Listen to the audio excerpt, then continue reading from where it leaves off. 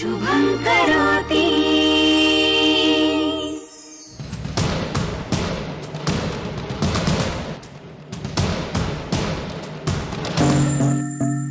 पण मी तुझ्याकडून हा चेक का घ्यायचा? तुझा या सगळ्याशी काय संबंध?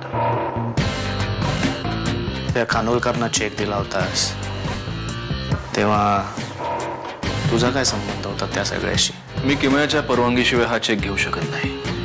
तुझ्या बंधनातून मोकळ होचीच वाट पाहते ती की तू.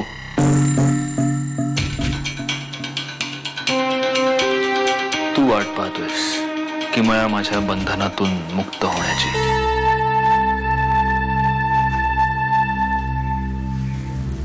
काका, तू पण अशी पाठ फिरवणार आहेस का माझ्याकडे? मी काय पाठ फिरवणार रे? घरातल्या सगळ्यांनीच तोंड फिरवलीत मला पाहून. असेच एकमेकांपासून लांब जात राहिलो तर एक दिवस आपण अनोळखी होऊन जाऊ का रे एकमेकांना? काय निषाद आला होता इथे? कधी? आता तू नसताना हा चेक देऊन गेला. Blank cheque. म्हणाला माझ्या वडिलांना जे काही पैसे दिलेस ती रक्कम यावर टाक व्याजासकट आणि किमयाला तुझ्या कर्जातून मोकळं कर.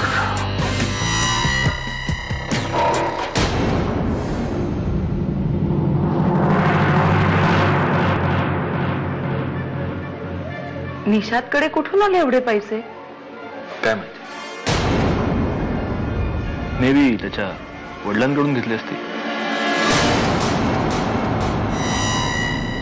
रमाकांत खानोलकर कडून? May be.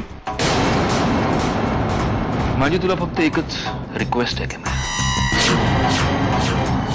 हा चेक तू मला दे किंवा निशाणून परत कर.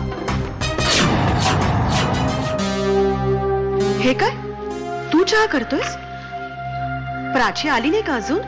नाही, तिला यायला उशीर होणार आहे आणि मला लगेच परत जायचं जरा. अरे मग मला नाही का सांगायचंस? मी पटकन करून दिला असता चहा. का तूही आता? तसं नाही आहे, तुला कशाला त्रास द्यायचा उगाच? अरे मुलाला चहा करून द्यायला त्रास होतो का कधी? सांगते बघायचंस. उगाच मनात अडी धरून बसलेस.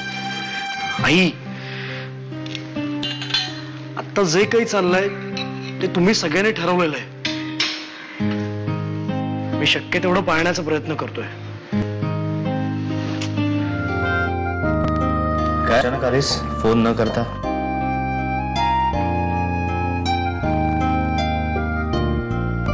हे काय?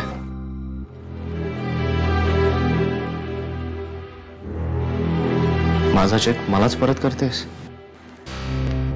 कारण मला नकोय तो. किमया, हे काय? मला वाटलं होतं हा चेक आणि तुझा राजीनामा तू आकाशच्या हातात ठेवून मला भेटायला येशील. तू माझा चेक नाकारतेस? काय प्रॉब्लेम काय? एका मित्राच्या कर्जातून मोकळी होण्यासाठी दुसऱ्या मित्राकडनं कर्ज घेऊ.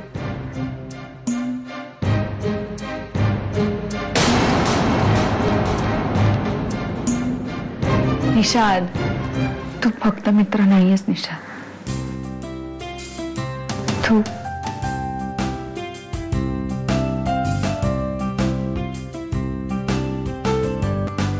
नक्की काय आहेस हे मी आत्ता नाही सांगू शकत.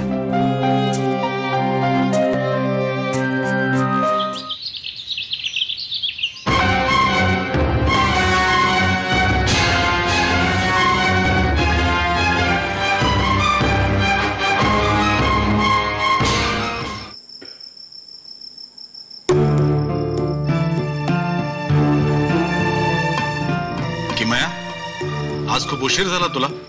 वाजले किती? इम्पॉर्टंट मीटिंग होती का ओव्हर टाइम केलास ऑफिस मध्ये?